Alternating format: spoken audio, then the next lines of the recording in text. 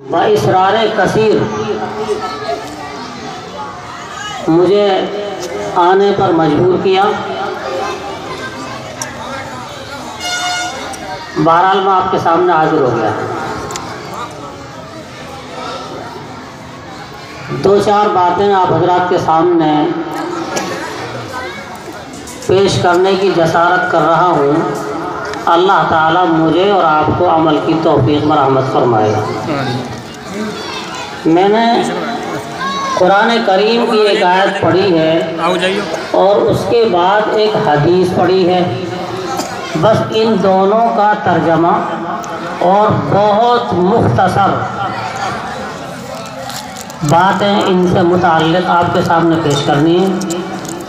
باقی تو آپ کے سامنے حضرات علماء کرام مقررین نظام تشریف لانے والے ہیں، وہ آپ کو اپنے اقوال غالیہ اور عالیہ سے محظوظ فرمائیں گے۔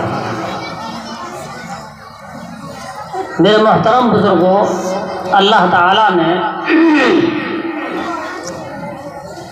ہمیں انسان بنایا اور انسان کو وجود میں لانے کا قرآن کریم میں اللہ تعالیٰ نے جگہ جگہ تذکرہ فرمایا۔ ایک جگہ جہاں انسان کے وجود میں آنے اور انسان کی خلقت کا ذکر فرمایا ہے، اس کو میں نے آپ کے سامنے بطور تلاوت پیش کیا۔ الرحمن علم القرآن خلق الانسان علمہ البیان۔ رحمان نے قرآن سکھایا، رحمان نے قرآن سکھایا، اور آگے فرمایا خلق الانسان، انسان کو رحمان نے پیدا کیا۔ وعلمہ البیان، اور رحمان نے انسان کو قوت گویائی سکھائی۔ قوت گویائی یعنی اپنے دل میں جو باتیں ہیں ان باتوں کو دوسروں کے سامنے پیش کرنے کا سلیقہ سکھایا۔ تو یہاں تخلیق انسان اور تعلیم قرآن دونوں کو ایک جگہ پر جمع فرمایا اللہ نے۔ چونکہ یہ مدرسہ ہے اور اس میں قرآن کریم سیکھا اور سکھایا جاتا ہے، اس کی مناسبت سے میرے ذہن میں یہ آیت آئی ہے کہ اللہ تعالیٰ نے اس آیت کریمہ میں جہاں انسان کی تخلیق کو بیان فرمایا کہ ہم نے انسان کو پیدا کیا، وہیں اللہ نے یہ بات بھی بیان فرمائی کہ ہم ہی نے انسان کو قرآن سکھایا۔ کل کو تو ہم کپڑے لیں۔ اس کا مطلب یہ ہے کہ قرآن سیکھنے سکھانے کی چیز ہے۔ ایک بات تو بڑی عجیب ہے جو مفسرین نے لکھی ہے، قرآن کو سیکھنا اور سکھانا، چپل لے آؤ یہاں، اس کا نمبر تو بعد میں آتا ہے۔ پہلے انسان پیدا ہوتا ہے، پیدا ہونے کے بعد بڑا ہوتا ہے، بولنا سیکھتا ہے، اور بولنا سیکھنے کے بعد پھر اب قرآن کو سیکھنے کی کوشش کرتا ہے، سکھانے والا سکھاتا ہے اور سیکھنے والا سیکھتا ہے۔ تو پہلے تو انسان کا وجود ہوتا ہے، اس کے بعد میں پھر قرآن کو سیکھنا سکھانے کا سلسلہ چلتا ہے۔ لیکن اللہ اب ظاہری ترتیب اور عقلی ترتیب کا تقاضا یہ ہے کہ اللہ تعالیٰ یہ فرماتا الرحمن خلق الانسان، الرحمن خلق الانسان وعلم القرآن۔ ظاہر ترتیب یہ ہے کہ پہلے انسان پیدا ہوتا ہے، اس کے بعد قرآن کو سیکھنے سکھانے کا سلسلہ چلتا ہے۔ لیکن اللہ نے ایسا نہیں کیا ہے، پہلے قرآن کو سکھانے کا تذکرہ فرمایا، الرحمن علم القرآن، کہ رحمان نے قرآن سکھایا، اور اس کے بعد پھر انسان کے وجود میں آنے کا تذکرہ فرمایا۔ اس سے ایک نقطہ لکھا ہے مفسرین نے کہ تعلیم قرآن کو ایجاد انسان پر مقدم کرنے اور پہلے ذکر کرنے کا نقطہ یہ بیان فرمایا ہے مفسرین نے کہ انسان کے وجود میں آنے کا بنیادی مقصد، انسان کے وجود میں آنے کا بنیادی مقصد قرآن کی تعلیم اور تعلم ہے۔ کیمرہ بڑی جو چیز اہم ہوتی ہے اس کو پہلے بیان کیا جاتا ہے۔ جو چیز عام ہوتی ہے اس کو پہلے بیان کیا جاتا ہے، جو چیز بنیادی ہوتی ہے، کلیدی ہوتی ہے، اس کو پہلے بیان کیا جاتا ہے۔ تو مفسرین لکھتے ہیں کہ یہاں اللہ تعالیٰ نے تعلیم قرآن کو پہلے ذکر کیا اور انسان کے وجود کا تذکرہ بعد میں فرمایا، اس طرف اشارہ کرنے کے لیے کہ انسان کے وجود میں آنے کا بنیادی مقصد قرآن کو سیکھنا اور سکھانا ہے۔ اسی تعلیم قرآن اور تعلم قرآن کو، اسی تعلیم قرآن اور تعلم قرآن کو کے سلسلے کو جاری رکھنے کے لیے مدارس کا قیام عمل میں آیا ہے۔ اور یہ مدرسہ کسے کہتے ہیں؟ مدرسہ جہاں قرآن سیکھا جاتا ہے اور سکھایا جاتا ہے۔ اور یہی مدرسہ نہیں ہے بلکہ دنیا بھر میں بہت سارے مدارس ہیں، سب میں قرآن سیکھنے اور سکھانے کا سلسلہ جاری اور ساری ہے۔ جو قرآن کو سیکھنا اور سکھانا انسان کی پیدائش کا بنیادی مقصد ہے۔ اور یہ آج سے نہیں، اللہ تعالیٰ نے حضرت آدم علیہ السلام کو، جو سب سے پہلے انسان ہے، اللہ تعالیٰ نے سب سے پہلے انسان حضرت آدم علیہ السلام کو اپنی مرضیات اور اپنی منہیات کا علم سکھایا۔ کن چیزوں کو اللہ تعالیٰ پسند کرتا ہے اور کن چیزوں سے اللہ ناراض ہوتا ہے، ان چیزوں کا علم اور ان چیزوں کی واقفیت اللہ تعالیٰ نے سب سے پہلے آدم علیہ السلام کو سکھائی۔ اور کہاں سکھائی؟ دنیا میں بھیجنے کے بعد۔ دنیا میں بھیجنے کے بعد اب دنیا بنائی اللہ نے، یہاں آدم علیہ السلام رہتے تھے اور اللہ کی مرضیات سے واقف ہوتے تھے، اللہ کی منہیات سے واقف ہوتے تھے، تو وہ علم حاصل کر رہے تھے۔ اور حاصل کرنے کی جگہ کیا ہے؟ اس کو کہا جاتا ہے مدرسہ۔ تو پوری دنیا اور یہ زمین آدم علیہ السلام کے لیے مدرسہ تھا۔ تو اللہ تعالیٰ نے آدم علیہ السلام کے پڑھنے پڑھانے کے لیے پوری زمین کو مدرسہ بنایا۔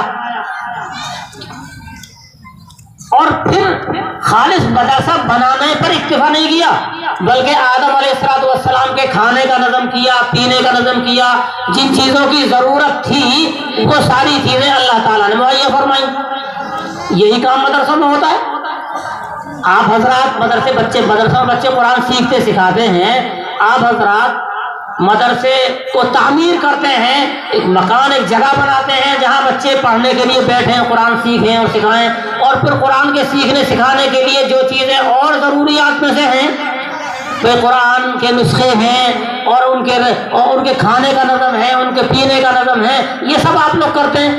تو جو کام اللہ تعالیٰ نے آدم علیہ السلام کے لیے پوری زمین کو مدرسہ کی حیثیت سے تعمیر کیا اور بنایا، اور پھر آدم علیہ السلام کو اپنی مرضیات اور اپنی منہیات سے واقف کرایا، اور ان کے لیے جو چیزیں آسانی فراہم کرنے والی تھیں اور طرح طرح کی نعمتیں ان کے لیے مہیا فرمائی۔ یہی چیزیں آپ طلباء کے لیے اور پڑھانے والوں کے لیے کھانے پینے کا بھی نظم کرتے ہیں اور ان کے رہنے کا بھی نظم کرتے ہیں، اور ان کی ضرورت کی جو بھی چیزیں ہیں ان سب کا انتظام کرتے ہیں۔ یہ تو اللہ تعالیٰ کے سنت، اللہ کی سنت کی اتباع ہے، اللہ کی سنت کی اتباع ہے۔ اللہ نے یہ کام کیا تھا سب سے پہلے، یہی کام ہم لوگ کر رہے ہیں، تو یہ اللہ کی سنت کی اتباع ہے۔ اور یہ بات مدارس کی تعمیر کرنا، مدرسوں کی تعمیر کرنا اور مدرسوں میں پڑھنے والے بچوں کو کی ضروریات کا تکفل کرنا، اس کو اللہ کی سنت کی اتباع میں ہی نہیں کہہ رہا ہوں، حضرت مولانا قاسم صاحب نانوتوی رحمۃ اللہ علیہ نے فرمایا۔ مسجدوں کی تعمیر یہ انبیاء علیہ الصلوۃ والتسلیم کی سنت ہے۔ مسجدوں کی تعمیر انبیاء علیہ الصلوۃ والتسلیم کی سنت ہے۔ آپ کو معلوم ہے کہ خانہ کعبے کو حضرت آدم علیہ السلام نے تعمیر کیا، اس کے بعد پھر وہ سلسلہ وار کئی نبیوں نے، سلیمان علیہ السلام نے تعمیر کیا، حضرت ابراہیم علیہ السلام نے تعمیر کیا، بیت المقدس کو حضرت سلیمان علیہ السلام نے تعمیر کیا، اور کعبہ ابراہیمی کو بیت اللہ جس کو کہتے ہیں جہاں حج کرنے کے لیے جاتے ہیں، حضرت ابراہیم علیہ السلام نے، حضرت اسماعیل علیہ السلام نے تعمیر کیا۔ تو مسجدوں کو تعمیر کرنا انبیاء کی سنت ہے۔ اور مدرسوں کو تعمیر کرنا اور مدرسوں کی ضروریات کا تکفل کرنا، انتظام کرنا، یہ اللہ کی سنت ہے اور اللہ کی سنت کا اتباع ہے جو لوگ مدرسوں کی تعمیر میں حصہ لیتے ہیں۔ یہاں ہوتا کیا ہے کہ صاحب قرآن کی تعلیم اور قرآن کا تعلم ہوتا ہے۔ اس سے فائدہ کیا ہوتا ہے؟ قرآن کی تعلیم اور تعلم سے فائدہ ہوتا ہے کہ اللہ کی مرضیات سے واقفیت حاصل ہوتی ہے اور اللہ کی منہیات سے واقفیت حاصل ہوتی ہے، اور جب اللہ کی مرضی معلوم ہو جائے گی کہ اللہ ان کاموں سے راضی ہوتا ہے تو ان کاموں کو کیا جائے گا، اور جن کاموں کے بارے میں یہ معلوم ہو جائے کہ اللہ ان سے ناراض ہوتا ہے تو ان کاموں سے بچا جائے گا۔ اس لیے ایک بات تو یہ مدرسے سے متعلق ذہن میں آئی تھی، یہ آیت میں نے آپ کے سامنے پیش کی کہ مدرسوں کی تعمیر میں، مدرسوں کے انتظام میں خوب سے خوب تر حصہ لینا چاہیے تاکہ اللہ کی سنت کی اتباع کو زندہ کرنے کی ایک صورت سامنے آ جائے۔ ایک حدیث پڑھی میں نے آپ حضرات کے سامنے، اس کا ترجمہ اور کرتا ہوں۔ حضرت ابو ہریرہ رضی اللہ تعالیٰ عنہ سے مروی ہے۔ حضرت ابو ہریرہ رضی اللہ تعالیٰ عنہ کہتے ہیں آپ علیہ السلام نے فرمایا من یأخذ عنی ہؤلاء الکلمات، تم میں سے کون سا ایسا آدمی ہے جو مجھ سے یہ چند باتیں سیکھے؟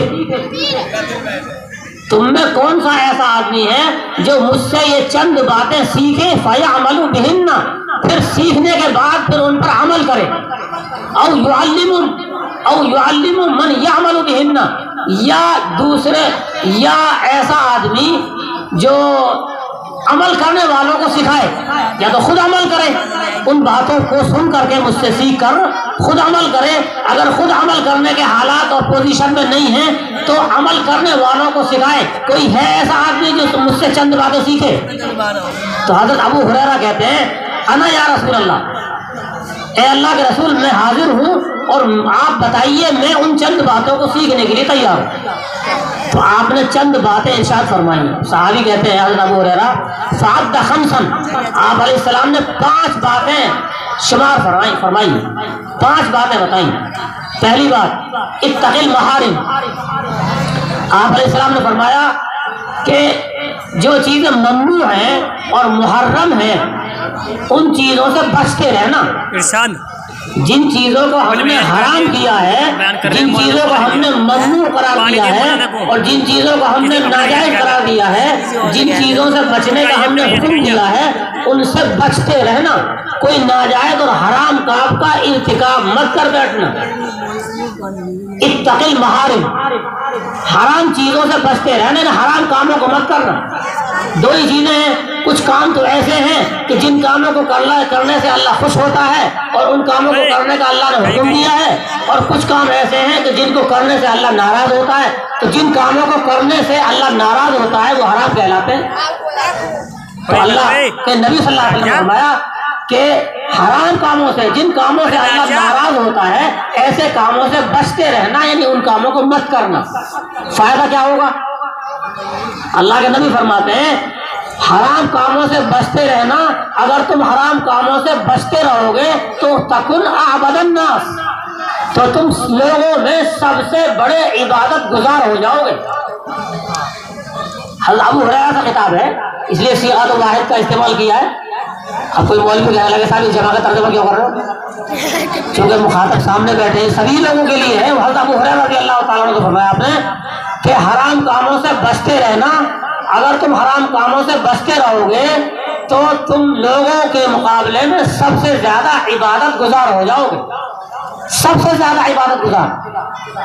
اور عبادت 2 طرح کے امور سے متعلق ہوتی ہے، کچھ امور ایسے انتصالی ہوتے ہیں اور کچھ امور اجتنابی ہوتے ہیں، یعنی کچھ کام تو ایسے ہوتے ہیں کہ جن کاموں کو کیا جاتا ہے اور کچھ کام ایسے ہوتے ہیں کہ جن کاموں سے بچا جاتا ہے۔ تو فرمایا کہ حرام کاموں سے بچتے رہنا، تم لوگوں میں سب سے زیادہ عبادت گزار ہو جاؤ گے۔ اور عبادت کا مطلب اللہ کی غلامی میں آ جانا، عبادت کا مطلب ہوتا ہے اللہ کی غلامی میں آ جانا۔ جو اللہ کہہ رہا ہے بس وہی کریں گے، جن کاموں سے اللہ روک رہا ہے ان سے رکیں گے۔ تو یہ صحیح معنی میں عبادت ہے، اور اسی لیے اللہ نے فرمایا وَمَا خَلَقْتُ الْجِنَّ وَالْإِنسَ إِلَّا لِيَعْبُدُونِ، ہم نے انسان کو صرف عبادت کے لیے پیدا کیا، یعنی اپنی غلامی کرنے کے لیے پیدا کیا۔ اور دیکھو غلام ہوتا ہے، ایک نوکر ہوتا ہے، غلام کے لیے نہ کام طے ہوتا ہے اور نہ ہی غلام کے لیے وقت طے ہوتا ہے، اور نوکر کے لیے وقت بھی طے ہوتا ہے اور کام بھی طے ہوتا ہے۔ کسی کو آپ ملازم رکھیں تو اس کے لیے کام بھی طے ہوگا کہ صاحب فلاں فلاں کام کرنے کے لیے آپ کو رکھا جا رہا ہے، اور اس کا وقت بھی طے ہوگا کہ صاحب 8 گھنٹے کام کرنا ہے یا 10 گھنٹے کام کرنا ہے۔ لیکن غلام کے لیے، غلام اپنے آقا کے ہر وقت اپنے آقا کے حکم پر عمل کرنے کا مکلف ہوتا ہے۔ اس کے لیے کوئی وقت نہیں، 24 گھنٹے میں کسی بھی وقت کسی بھی کام کو مالک کہہ دے گا اسے کرنا پڑے گا۔ وہ یہ عذر نہیں کر سکتا کہ میں یہ کام نہیں کر سکتا یا میرا یہ وقت نہیں ہے۔ تو اللہ تعالیٰ نے عبادت کے لیے پیدا کیا ہے، اس لیے ہم لوگوں کے لیے ہر موقع پر، چاہے شادی کا موقع ہو، غمی کا موقع ہو، مرنے کا موقع ہو، جینے کا موقع ہو، تجارت کا موقع ہو، زراعت کا موقع ہو، بیٹھنے کا ہو، لیٹنے کا ہو، معاملات کا ہو، معاشرت کا ہو، ہر موقع پر وہ کام کرنا ہے جو کام اللہ تعالیٰ کو خوش کرنے والے ہیں، اور ان کاموں سے بچنا ہے جن کاموں سے اللہ تعالیٰ ناراض ہوتے ہیں۔ تو ایک بات تو یہ بیان فرمائی کہ حرام کاموں سے بچتے رہنا، نتیجہ کیا ہوگا کہ لوگوں میں سب سے زیادہ عبادت گزار ہو جاؤ گے، سب سے زیادہ عبادت گزار ہو جاؤ گے۔ دوسری بات، ورضا بما قسم لک اللہ تکن اغنی الناس، اور اللہ نے تمہیں تمہاری قسمت میں جو کچھ لکھ رکھا ہے، جو اللہ تعالیٰ نے جو رزق، جو مال، جو علم، جو نعمت اللہ تعالیٰ نے تمہاری قسمت میں لکھ رکھی ہے اور تمہیں وہ حاصل ہو گئی ہے، بس اس پر اپنی رضامندی ظاہر کرنا کہ اللہ نے ہماری قسمت میں یہی لکھا تھا، ہم اسی پر راضی اور خوش ہیں۔ تو پھر کیا ہوگا؟ اللہ نے جو کچھ دے رکھا ہے اس اللہ کے دیے ہوئے پر اظہار خوشی کرنا اور اظہار رضامندی کرنے کی اگر صفت ہمارے اندر ہوگی تو اللہ کے نبی فرماتے تکن اغنی الناس، تو تم لوگوں میں سب سے بڑا مالدار ہو جائے گا۔ تو مالداری کا نسخہ بتایا آقا مدنی صلی اللہ علیہ وسلم نے کہ اللہ نے جو کچھ تمہاری قسمت میں لکھ رکھا ہے اس پر اظہار رضامندی کرنا، اس پر اظہار خوشی کرنا کہ جو اللہ نے ہمیں دے رکھا ہے ہم اس پر بہت خوش ہیں، اسی کو ہم کافی سمجھتے ہیں۔ تو پھر تم لوگوں کی طرف کسی احتیاج کی نگاہ سے نہیں دیکھو گے۔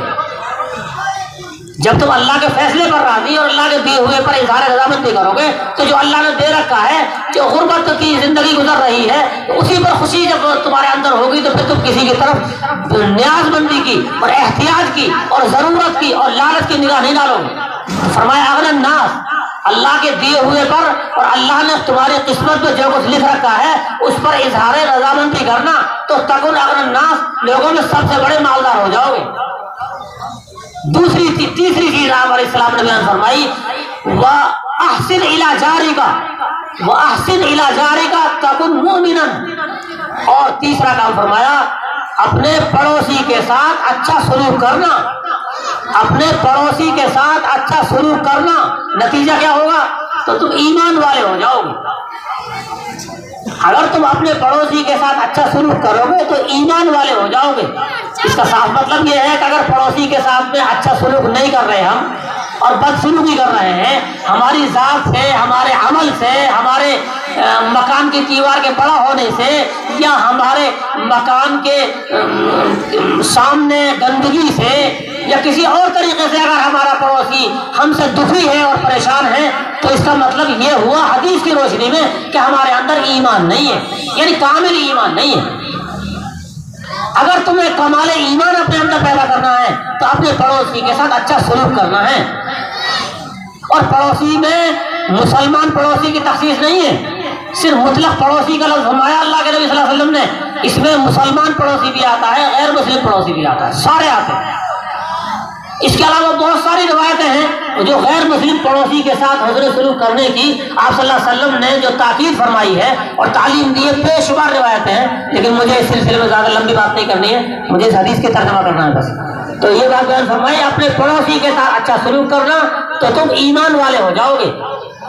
اور آگے چوتھی بات بیان فرمائی، وَأَحِبَّ لِلنَّاسِ مَا تُحِبُّ لِأَخِيكَ لِنَفْسِكَ، اور لوگوں کے لیے ایسی چیز پسند کرنا جو تم اپنی ذات کے لیے پسند کرتے ہو، دوسرے لوگوں کے لیے ایسی چیز پسند کرنا جو چیز تم اپنی ذات کے لیے پسند کرتے ہو، اگر تم اپنی ذات کے لیے اس بات کو پسند کرتے ہو کہ دوسرا تمہیں گالی دے تو پھر تو تم بھی گالی دے رہے ہو، کوئی بات نہیں لوگوں کو۔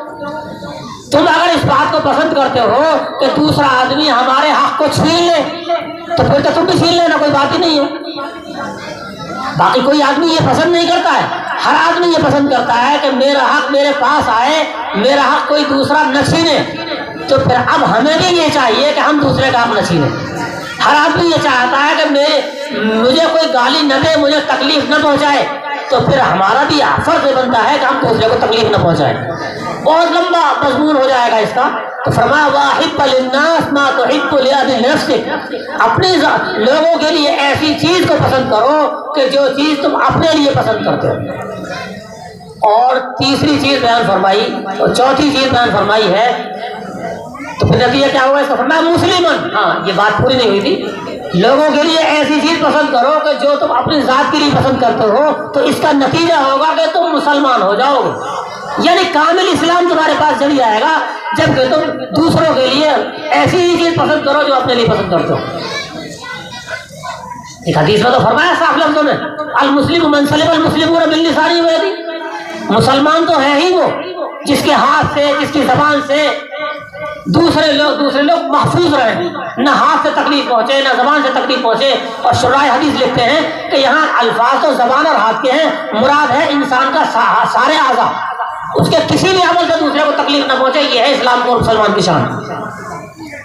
تو آگے فرمایا پانچویں چیز بیان فرمائی ولا تکثر الزہد، اور زیادہ مت ہنسنا، زیادہ مت ہنسنا، کیوں؟ فإن کثرت الزہد تمیت القلب، اس لیے کہ زیادہ ہنسنا دلوں کو مردہ کر دیتا ہے۔ یہ میں نے 5 باتیں آپ صلی اللہ علیہ وسلم کی سنائی ہیں، پھر ترتیب سے یاد کر لیجیے۔ پہلی بات آپ نے فرمائی کہ اتقی المحارم، حرام کاموں سے بچنا، اور حرام کام چاہے شادی کا موقع ہو، اس موقع پر کوئی حرام کام ہے اس سے بچنا، یا غمی کا موقع ہو اس میں حرام کام ہے تو اس سے بچنا، اپنا کاروبار کر رہے ہیں اس میں کوئی حرام کام ہے تو اس سے بچنا، کسی دوسرے کے ساتھ بیٹھنا اٹھنا کر رہے ہیں اس میں کوئی حرام کام ہے اس سے بچنا، بہت عموم ہے اس میں۔ تو آپ نے فرمایا حرام کاموں سے بچنا، نتیجہ یہ ہوگا کہ تم اللہ کے سب سے زیادہ عبادت کرنے والے ہو جاؤ گے۔ اور دوسری چیز بیان فرمائی کہ تم اللہ کے دیے ہوئے رزق پر، نعمتوں پر اظہار رضامندی کرنا، تو اس کا نتیجہ یہ ہوگا کہ تم سب سے بڑے مالدار اور بے نیاز ہو جاؤ گے۔ اور تیسری چیز بیان فرمائی اپنے پڑوسی کے ساتھ اچھا سلوک کرنا، نتیجہ کیا ہوگا؟ اگر تم پڑوسی کے ساتھ اچھا سلوک کرو گے تو پھر تم مسلمان ہو جاؤ گے، یعنی کامل اسلام والے ہو جاؤ گے۔ اور چوتھی چیز بیان فرمائی اور دوسرے لوگوں کے لیے ایسی چیز پسند کرنا جس چیز کو تم اپنے لیے پسند کرتے ہو، نتیجہ کیا ہوگا کہ تم اگر دوسروں کو پسند کرو گے تو پھر تم کیا ہو جاؤ گے؟ مسلمان ہو جاؤ گے، صحیح معنی میں اسلام والے ہو جاؤ گے۔ اس سے پہلے ایمان والے ہو جاؤ گے، اور چوتھی چیز میں ہے اسلام والے ہو جاؤ گے۔ اور پانچویں چیز بیان فرمائی زیادہ مت ہنسنا، فإن کثرت الزہد، اس لیے کہ زیادہ ہنسنا دلوں کو مردہ کر دیتا ہے۔ یہ 5 باتیں میں نے سبق کے طور پر آپ حضرات کے سامنے پیش کی ہیں، یہ میری نہیں ہے، جس ذات پر ہمارا ایمان ہے حضرت سید المرسلین محمد رسول اللہ صلی اللہ علیہ وسلم، ان کی بیان فرمودہ یہ 5 باتیں ہیں۔ اس سے پہلے میں نے ایک آیت پڑھی تھی، اس کا ترجمہ کیا تھا، وہ اللہ کا کلام تھا، یہ اللہ کے نبی کا کلام ہے، بس صرف میری زبان کے ذریعے آپ تک پہنچا ہے۔ ان باتوں پر عمل کرنا میرے لیے بھی اتنا ہی ضروری ہے اور آپ حضرات کے لیے بھی اتنا ہی ضروری ہے۔ اور ایک بات میں خاص طور پر اور عرض کروں آپ کے سامنے، ابھی 2-4 منٹ اور کچھ کہہ رہے ہیں، ایک بات میں اور عرض کر دوں آپ حضرات کے سامنے کہ دیکھو زندگی کے اندر تقویٰ آنا چاہیے، تقویٰ زندگی کے اندر آنا چاہیے۔ اگر زندگی کے اندر ہمارے تقویٰ ہے، یعنی ہر کام کو کرتے ہوئے اللہ کا خوف اور اللہ کی خشیت اور ڈر ہے، تو پھر بیڑا پار ہے، اور پھر جنت کا استحقاق یقینی طور پر ہو جائے گا۔ ہر معاملے میں کوئی بھی کام کریں تو ہمیں اس کام کو کرتے ہوئے اللہ کا خوف، اللہ کا ڈر ہمارے دل میں مستحضر رہنا چاہیے۔ نتیجہ اس کا کیا ہوتا ہے ایک صحابی ہے, دنیا کے اعتبار سے فائدہ ہے اس کا, ایک صحابی ہے عوف بن مالک اشجعی, عوف بن مالک اشجعی ایک صحابی ہے. وہ ان کے بیٹے کو مشرکین نے, عوف بن مالک اشجعی کے بیٹے کو, اس کا نام سالم تھا, ان کے بیٹے کو مشرکوں نے, غیر مسلموں نے قید کر لیا, بندی بنا لیا. پریشان ہو گئے, وہ کھانے پینے کے لالے پڑ گئے. تو یہ عوف بن مالک اشجعی صحابی رسول صلی اللہ علیہ وسلم آپ علیہ الصلوۃ والسلام کی خدمت اقدس میں حاضر ہوئے, اور حاضر ہونے کے بعد عرض کیا, اے اللہ کے رسول, میرے بیٹے کو مشرکین نے قیدی بندی بنا لیا ہے, اور وہی کماتا دھماتا تھا, اب کھانے پینے کے لالے پڑ رہے ہیں, اور فاقے اور تنگی معاش سے دوچار ہو رہا ہوں. آپ مجھے بتائیے ان حالات میں کیا کروں؟ فما تأمرونی. وہ صحابی کہتے ہیں اللہ کے رسول صلی اللہ علیہ وسلم سے کہ آپ یہ بتائیے کہ اس طرح کے حالات ہیں, تنگی معاش سے دوچار ہوں, رزق کی فراوانی نہیں ہے, پریشانی ہے, اور بیٹا جو کمایا کرتا تھا تھوڑا بہت وہ بندی بنا رکھا ہے دشمنوں نے. تو اللہ کے نبی صلی اللہ علیہ وسلم نے فرمایا, اپنے گھر جا کر اپنی بیوی سے بھی کہو اور تم بھی. تو سب سے پہلے تو یہ بات کہی کہ اللہ سے ڈرو, اتق اللہ. ہاں, سب سے پہلے آپ صلی اللہ علیہ وسلم نے فرمایا اتق اللہ واصبر, اللہ سے ڈرتے رہو اور صبر کرتے رہو, اور گھر جا کر اپنی بیوی کو بھی بتاؤ اور خود بھی عمل کرنا. کیا کہ تم اور تمہاری بیوی لا حول ولا قوت الا باللہ العلی العظیم کو کثرت سے پڑھا کرو. تقوی کا حکم دیا اس پریشانی میں اور تنگی معاش میں, تقوی کا حکم دیا, صبر کی تلقین کی, اور اس کے بعد فرمایا کہ تم بھی اور اپنے گھر جا کر اپنی بیوی سے بھی کہنا کہ تم دونوں لا حول ولا قوت الا باللہ العلی العظیم اس کو کثرت سے پڑھا کرو. چنانچہ یہ گھر گئے اور اپنی بیوی کو انہوں نے ایسا ہی بتایا کہ میں نے آپ علیہ السلام سے عرض کیا تھا, اور آپ نے لا حول پڑھنے کو کثرت سے کہا ہے, یہ کلمات پڑھنے کو اور تقوی اختیار کرنے کو. بیوی نے کہا کہ جو آپ صلی اللہ علیہ وسلم نے جس چیز کا حکم دیا ہے ہم بسور چشم قبول کرتے ہیں اور اس پر عمل کریں گے. دونوں نے یہ لا حول ولا قوت الا باللہ العلی العظیم کا کثرت سے ورد شروع کر دیا. یکایک ان کا بیٹا, ادھر اللہ نے ایک انتظام کیا بیٹے کی رہائی کا, ادھر جن لوگوں نے اس کو بندی بنا رکھا تھا ان لوگوں کی توجہ اس بیٹے کی طرف سے ہٹ گئی, اور وہ کسی دوسرے کام میں مشغول ہو گئے, اور بیٹا وہاں سے ہٹ گیا, اور وہاں سے ہٹا اور ان لوگوں کی بکریاں چل رہی تھی.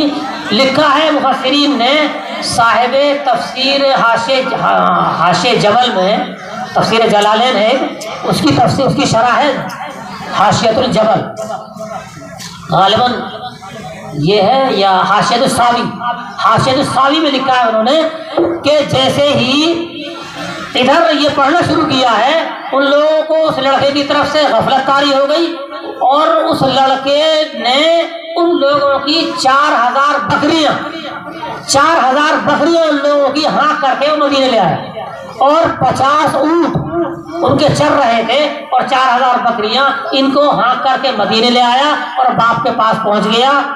اور اب ان کے باپ ان بکریوں کو لے کر اور اپنے بیٹے کو لے کر آپ صلی اللہ علیہ وسلم کے پاس پہنچے, اور ان سے کہا اللہ کے رسول میرا بیٹا آ گیا ہے اور وہ یہ بکری لایا ہے اور 50 اونٹ لایا ہے, بتائیے کیا میرے لیے ان کو استعمال میں لانا اور کھانا حلال ہے؟ تو آپ نے فرمایا کہ ہاں کھا سکتے ہو, کھاؤ پیو تمہارے لیے حلال ہے. تو یہ تو میں نے ایک مثال دے دی ہے, ایک واقعہ پیش آیا ہے. اسی یہ آیت ہے سورہ تحریم میں, وَمَن يَتَّقِ اللَّهَ يَجْعَل لَّهُ مَخْرَجًا, کہ جو آدمی اللہ سے ڈرتا ہے تو اللہ تعالیٰ اس کے لیے راہیں نکالتا ہے, مشکلات سے بچنے کی اور مشکلات سے آزاد ہونے کی صورتیں اور سبیلیں نکالتا ہے. اس لیے ہم اپنی زندگی کا تقوی اختیار کریں. اور آگے 2 دن کے بعد میں شب رات آ رہی ہے, اس شب رات میں صرف 2 ہی کام کرنے کے ہیں. رات میں عبادت کریں جتنی ہو سکے, اور دن میں روزہ رکھیں جو رکھ سکتے ہو. باقی اس کے علاوہ جو خرافات کرتے ہیں, آتش بازی اور اس کے علاوہ بہت سی چیزیں, ان چیزوں سے بچنے کی کوشش کریں. وما علینا الا البلاغ. ماشاء اللہ.